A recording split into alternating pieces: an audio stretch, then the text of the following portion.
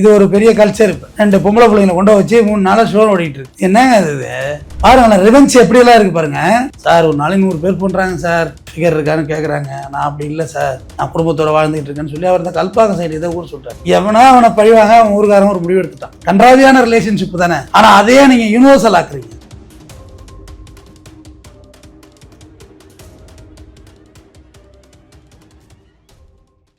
அனைவருக்கும் வணக்கம். ஒரு வாரமாக ஒரு சோசியல் மீடியாவில் ஒரு வீடியோ ஒன்று போயிட்டு இருந்துச்சு. நான் அதை பற்றி ரொம்ப நாளாக பேசணும்னு நினச்சிட்டு இருந்த சப்ஜெக்டு.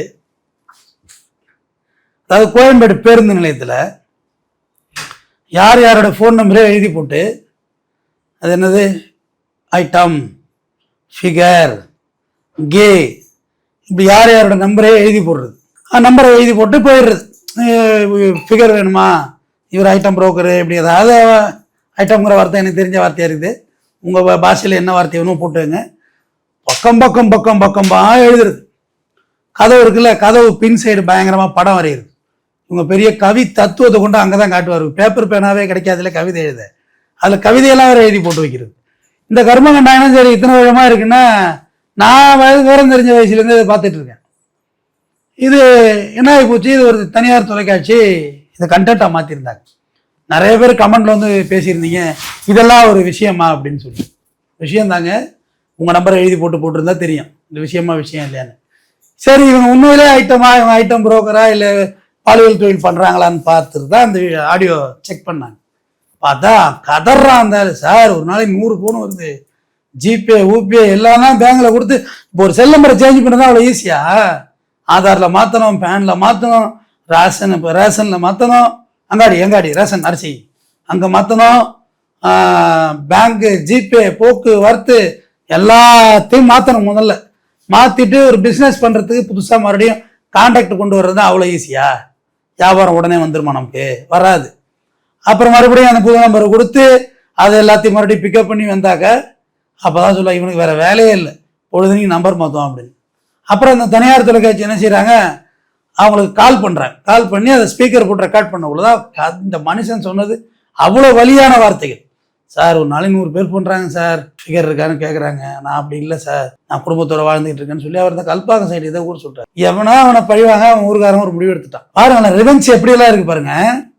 இல்லை நம்மளும் இவ்வளோ நாள் ஃபோன் நம்பர் இருந்திருக்கு, பார்த்துருக்கோம், போயிருக்கோம். நம்ம யாரும் கால் பண்ணி ட்ரை பண்ண, ரெண்டாவது நமக்கு அங்கே போக வேண்டிய அவசியமும் இல்லைன்னு வச்சுக்கோங்க. ஆனால் இது எவ்வளோ மன வலியை கொடுக்கும் அடுத்தவனுக்கு. நம்பரை எழுதி போயிட்டா அவன் எப்படி வாழ்வான்? ஒரு நாள் 50 கடங்கார மாதிரி அடிச்சு ஃபிகர் இருக்கான்னு கேட்டேன். எப்படி கே, இது ஒரு பெரிய கல்ச்சர். இப்போ ரெண்டு பொம்பளை பிள்ளைங்களை கொண்டு வச்சு 3 நாளாக ஷோ ஓடிட்டு இருக்கு. என்னங்க இது? ஆல்ரெடி அவங்க ரிலேஷன்ஷிப்பே அருவருப்பானது, அதில் அதுக்கு மேலே அருவருப்பு. இந்த யாராவது எல்ஜிபிடி லெஸ்பியனர் வந்து என்னை ஏதாவது திட்டி தீக்கலாம்னு நினச்சிங்கன்னா தீர்த்து கிடுங்க உங்கள் வாய் வலிக்க. அதுக்கெல்லாம் நான் பொறுப்பு கிடையாது, எனக்கு அது உடன்பாடு இல்லாத விஷயம். ஒரேடியே பாயிண்ட்டுக்கு வந்துட வேண்டியது தானே. என்னுடைய தனிப்பட்ட கருத்தை தான் நான் பேசிக்கிட்டு இருக்கேன் ஒழிய பொது கருத்தாக்கி நான் எதையும் பேசுறது கிடையாது. எனக்கு தோணுது மனித குலம் அழிஞ்சு விடுன்னு நான் பயப்படுறேன். ஆணுமே சேர்ந்துடலாம், பெண்ணுமே சேர்ந்துடலாம். ஆனால் அப்புறம் எதுக்கு ஆணும் பெண்ணும் தனித்தனியா புள்ள குட்டி பெற்றுக்கணும்? இன விருத்தி அடைகிறது தான் இந்த உலகத்துறை கோலை. என்ன சொல்றீங்க? அதனால கேன்னு சொல்லி எழுதி போட்டிருக்காங்க. அடிச்சு கேட்குறவங்க கே பூரா அடிச்சு கேட்டிருப்பான்ல, நீ கேவா நம்ம பழகலாம். அன்னைக்கு ஒருத்தன் பைக்கில் போகிறான், பைத்தியக்காரன், ஹெல்மெட்டும் போடல, மண்டை வெடி செத்துறாது எங்கேயாவது போய்.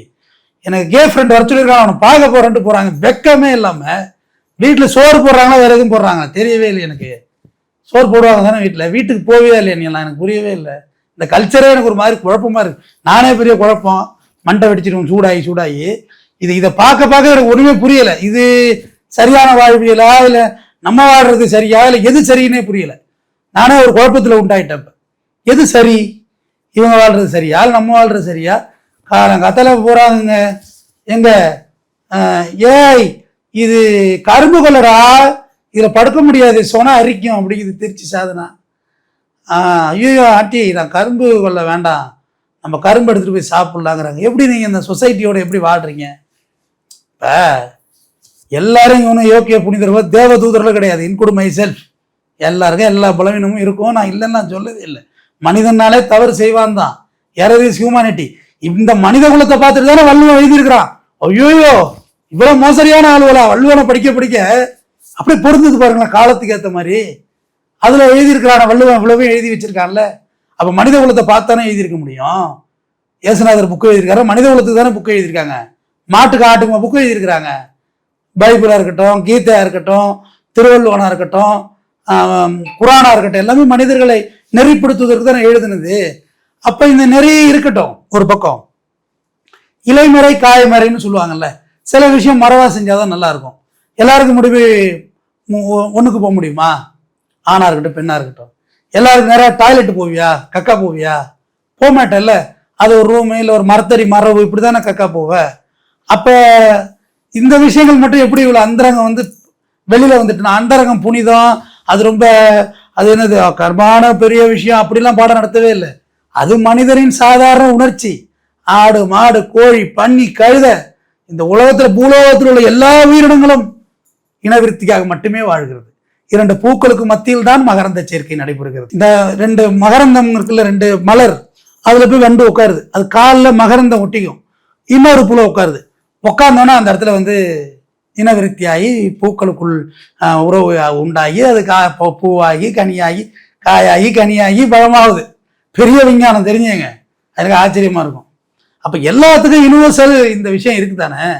அதை போய் ஒரு பேருந்து நிலையத்துல பொதுமக்கள் கழிக்கிற பப்ளிக் டாய்லெட்ல எழுதி போடுறது எவ்வளவு பெரிய உளவியல்.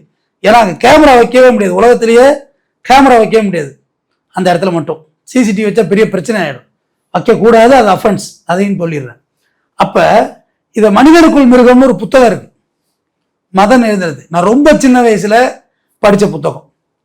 இந்த எக்ஸ்பீரியன்ஸ் அண்ட் எக்ஸ்பெரிமெண்ட் ரெண்டுமே அந்த புத்தகத்துல எனக்கு கற்றுக் கொடுத்துச்சு. மனிதனுக்குள்ள வந்து எவ்வளவு பெரிய மிருகம் இருக்கும், அந்த மிருகம் வந்து எப்படி எல்லாம் செயல்படணும். அதுல எழுதியிருக்காரு மதன் சாருக்கு இந்த இடத்துல நம்ம நன்றி சொல்லணும். எவ்வளவு பெரிய ஜீனியஸ். கழிவறையில் எழுதுபவன் மனநோயாளின்னு எழுதியிருக்காரு. கழிவறையில் எழுதுறையில நீ மனநோயாளி, மென்டல் உண்மையிலே மென்டல் தான் அதில் எழுதுவோம். சைக்கோ மென்டல் வேற, சைக்கோ வேற. மென்டல் பாவம், அவங்க வந்து சித்த நிலை சிவநிலையில போறவங்க.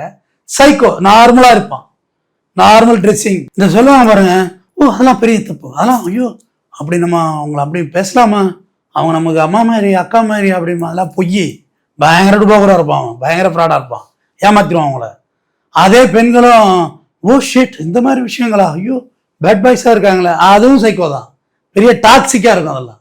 அதே மனிதன் இந்த மிருகம் இருக்கான் பார்த்தீங்களா, நீ கக்கூசுக்குள்ள என்ன பண்ணுன்னு கேட்க முடியுமா? 1 கார் 2 கார் பார்க்க முடியும்ல, போய் பார்க்க முடியாது. நான் இதை வந்து பேருந்து நிலையங்கள்லாம் கவனிச்சிருக்கேன். பின்னாடி குவார்டர் பாட்டில் இருக்கும், பீடி இருக்கும். அது ஒரு 4 பேர் பயன்படுத்துகிற இடம். அதில் போய் எப்படி நம்ம ஸ்மோக் பண்ணுறது? நம்மளோட இண்டிவிஜுவல் டாய்லெட் அது. நம்ம வீட்டுக்குள்ளே நீ ஸ்மோக் பண்ணுவியா? உங்கள் அம்மா போவோம், உங்கள் புள்ள போவோம், வயசானவங்க போவாங்க, குழந்தைக்கு இன்ஃபெக்ஷன் வரும், விளக்கு மத்தெல்லாம் அடிப்பாங்க வீட்டில் ஸ்மோக் பண்ணால். அப்படி 2 டாய்லெட் இருக்குது, உனக்குன்னு ஒரு ப்ரைவேசி டாய்லெட் இருக்குன்னா கூட அது உன்னோட பழக்கம். நீ ஸ்மோக் பண்ணாமல் போ, நாசமாக போ, தேவையில்லாது. ஆனால் ஒரு பப்ளிக்கில் ஒரு 4 பேர் பயன்படுத்துகிற கழிவறையில் ஸ்மோக் பண்ணுறது, பாட்டில் வைக்கிறது, இன்னும் அருவறுக்க வேண்டிய விஷயங்கள்லாம் அங்கே நிறைய இருக்குது. டாய்லெட் யூரின் போயிட்டு இருக்கக்குள்ளே பக்கத்தில் அந்த கேம் மென்டாலிட்டியில் உள்ளவன் ஜஸ்ட் ஒரு ஆண் குறியை பார்ப்பது எப்படி, அது ரொம்ப அருவறுப்பாக இருக்குது. எனக்கு அது சொல்கிறதே அக்வர்டாக இருக்குது. அது எப்படி ஆண் குறியை பார்க்குறது எப்படி ஒரு செக்ஸுவல் ஃபீலிங்காக இருக்க முடியும்?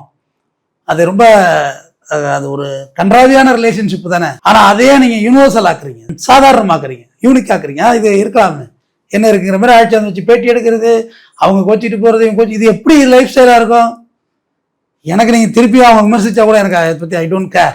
கள்ளிச்செடியில் மலராக இருப்பதை விட ரோஜா செடியில் முள்ளாக இருந்து இறந்து போகும்பார் பழனி பாபா. உண்மைதான். நாயாக நக்கி 40 ஆண்டுகள் வாழ்வதை விட சிங்கமாக கரிச்சித்து இறந்து போகணும்.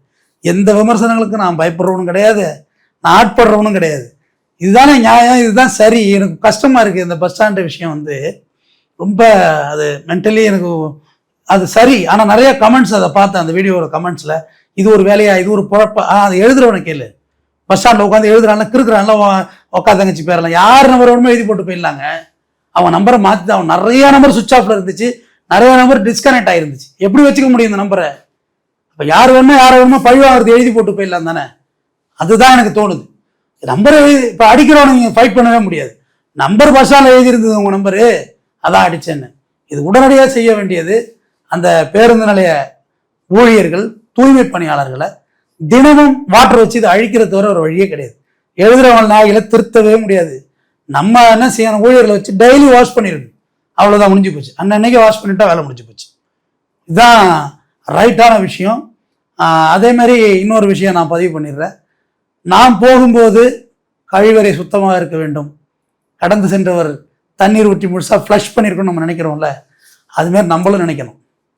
நம்ம கழிவறையை பயன்படுத்தி வந்த பிறகு அடுத்து மாற்று சகோதரனோ சகோதரியா அந்த கழிவறையை பயன்படுத்துவாங்க. அப்போ நம்மளுடைய மலம் தானே, நம்ம நல்லா கழுவிட்டு தண்ணியெல்லாம் ஊற்றி நல்லா ஃப்ளஷ் பண்ணி வச்சுட்டு வந்தால் அடுத்தவங்க பயன்படும். சமுதாயம் திருந்த வேண்டும் என்றால் ஒரு நாளில் நடப்பதற்கு மேஜிக் கிடையாது, சினிமா கிடையாது, ரியல் லைஃப். படிப்படியாகத்தான் செய்யணும். நம்ம முதல்ல மாற்றத்தை முன்னெடுக்கணும். உங்கள் கண்ணு மூடி இருக்க ஒரே ஒரு கருவை செடியை பிடுங்கி போடுங்க, அதுவே நீங்கள் செய்கிற இந்த சமுதாயத்துக்கு பெரிய துண்டு தான். ஹைகோர்ட்டு பலமுறை சொல்லிட்டு கூலி வச்சு பிடுங்கணும், பெனால்ட்டி போடணும் வரையும் சொல்லிட்டாங்க. உங்கள் கண்ணு மூடி ஒரு கருவை மரம் இருக்குல்ல, கையை குத்திக்காதீங்க, முள்ளு இருக்கும், அதில் கொஞ்சம் 60 ரூபா வச்சு வெட்டிட்டு ஒரு மரத்தை தூக்கி போடுங்க. ஒரு நாளைக்கு ஒரு கருவை கன்றை அழியுங்க, நாடு நலம் பெறும். நன்றி.